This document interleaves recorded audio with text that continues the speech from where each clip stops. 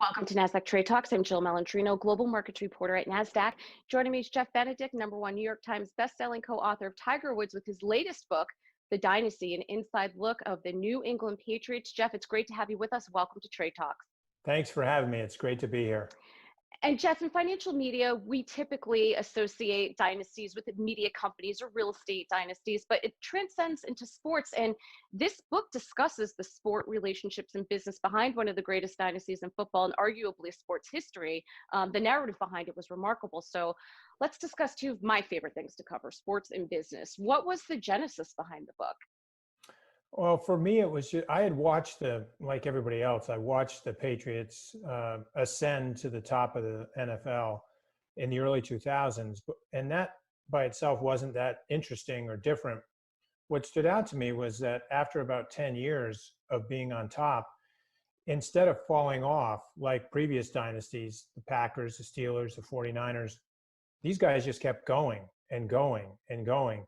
And so I became really interested not only in how this dynasty was built, but more importantly, how was it sustained for so long? Because in sports, it's so competitive. It's so hard to get to the top that it's really rare to see any team remain on top for this long. There's a saying that once you get to the top of the mountain in sports, you become the mountain, and everybody else is climbing you and trying to conquer you.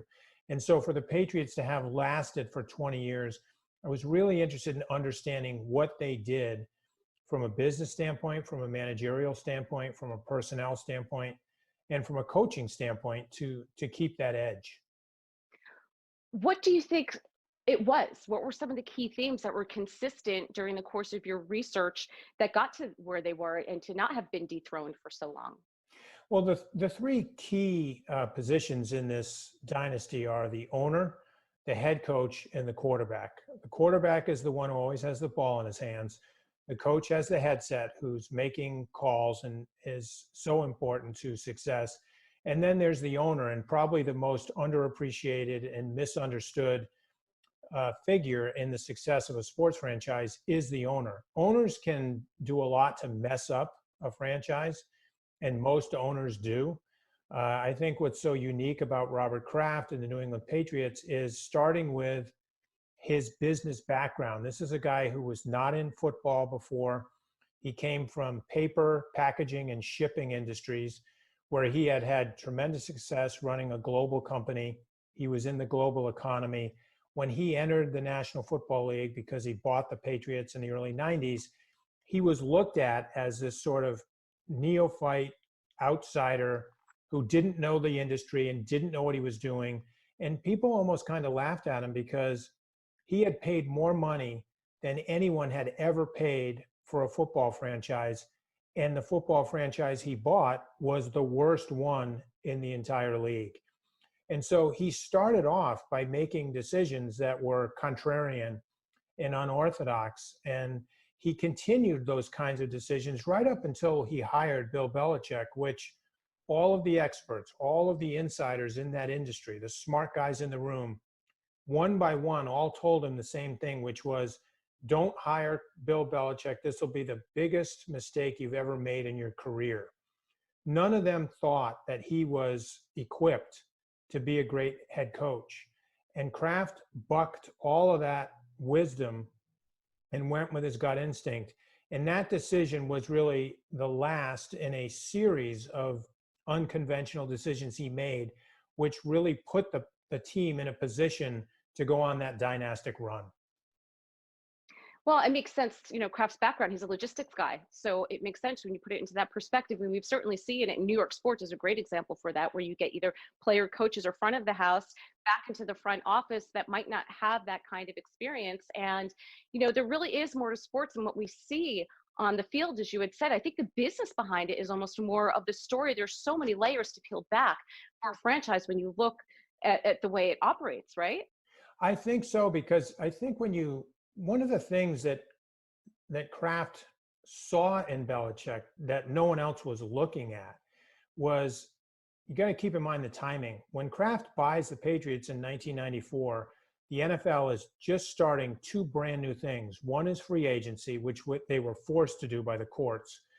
And the other one was implementing a salary cap, which changed the league in ways that no one appreciated at the time. But the salary cap was designed to create parity in the NFL, more competition, so everybody benefits more from it. And what Kraft recognized was that Belichick had an understanding of the salary cap and free agency that was different than all the other coaches. He was like a master. He had a plan for how to utilize or leverage the salary cap and free agency for a way that would give the Patriots a competitive advantage. So that's separate than his coaching bona fides. Like, there's the question of, can he coach? But then there's the question of, can he use these other things to give them a competitive edge? And that's the kind of stuff that Kraft, the businessman, was focused on. And so he runs with him. And I think that one of the most important things he did as an owner, once he gave Belichick the job, was to then give him the latitude, a long enough leash to make his own decisions that were also unorthodox, like benching a $100 million quarterback in favor of an unproven rookie named Tom Brady, which everybody thought was crazy. And Kraft could have stepped in as the owner and said, no, you can't do that. I just gave Bledsoe $100 million. You have to play him. The fact that he didn't do that, I think, says a lot about Kraft's leadership style. What kind of research goes into a book like this? I mean, how many interviews, hours, writing, edits goes into such a comprehensive story? I think when you decide to write about an organization like the Patriots, you have to put as much into it as a writer as they put into it as owner, coach, quarterback, personnel. You got to give it the treatment that it deserves. And so in this case, it was full immersion for me. I spent a couple of years on this. I spent 2 years with the organization, sort of inside the organization. I did hundreds of interviews. I focused the story around the owner, the coach, and the quarterback, but there's obviously a lot of other important players, and I don't mean just football players, but players, characters in this story. And I tried to get to all of them in order to give the reader a full appreciation, like a multidimensional view of what's going on here. Because it's not just the fact that the Patriots had a great quarterback, or just the fact that they had a great coach, or that the fact that they had such an entrepreneurial owner. It's the combination of all three. And I think if any one of those component parts have been missing, the success wouldn't have been nearly as great. You've also done a lot of work on how sports impacts society throughout the course of your research, and certainly that's a very relevant topic today. Why do you think sports has such an impact in terms of our view on the world? I think because in our culture, American culture, sports plays an outsized role, and that's true in other countries as well. But certainly in the United States, sports is king. And if you just think about going back to childhood, most children are involved in some form of community sports, whether it's youth soccer, little league baseball, pee-wee football. There's just all kinds of things, gymnastics. There's all these things. And so children grow up around sports. It's a conduit to scholarships for a lot of kids who go to colleges. It's a big part of our culture. And therefore, when athletes become really great at a particular sport, they somewhat naturally become idols or heroes or role models for the younger audience. And it's a great form of escape for many adults. All you have to do is look at television ratings to see how big of a role sports plays. And therefore, when you have athletes who are willing to take a stand on important issues, whether it's a political issue, a social justice, it can have a real impact because they have a massive following, sort of whether you like it or not, that what they do matters. Right. And I think if we look back at it as sociologists, a couple of decades from now, or whatever the term is, I think what we're grappling with is what you said before. It's a form of escapism. And, how do you come to terms with, I want to watch, my favorite athlete or team play my favorite sport, and you can't get that kind of escapism. And I think that's something that we're grappling with right now. And it's an interesting sociological question.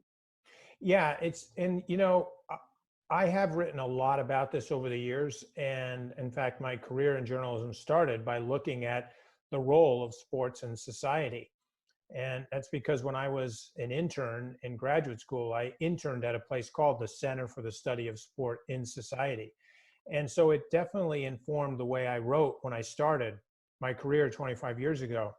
By the time I started this New England Patriots book, The Dynasty, I was actually really intrigued by the fact that this organization did some really progressive things in this area. When Robert Kraft bought the team in the early 90s, there were almost no African Americans in front office positions in the National Football League. They were invisible. And when he bought the Patriots, he started hiring African Americans in the front office, not because he was trying to be politically correct, but he was coming from other businesses where you just hire the best people. That's what you look at, is you look at talent and qualifications. And in his mind, it just made sense that you have all these sometimes great players that have left the game and have great institutional knowledge. And he hired some of them to work in the front office. And so there was that, but then there was also some really progressive things having to do with women. He was the first owner to take a draft pick and basically not fire him, because that's not really the right term, but to release a draft choice 2 days after the draft because he found out that the player had a history of violence against women. In the early 90s, that was absolutely unheard of, unprecedented. It had never been done. In fact, when he called the commissioner for some guidance on how to do it, the commissioner essentially told him there is no guidance because this has never come up before. And so I was interested in the Patriots organization from those perspectives, because to me, that's in some cases more interesting than what's going on the field. All right, Jeff, appreciate the insight. Thanks for joining us on Trade Talks. Thank you. And thanks for joining me. I'm Jill Malandrino, Global Markets Reporter at Nasdaq.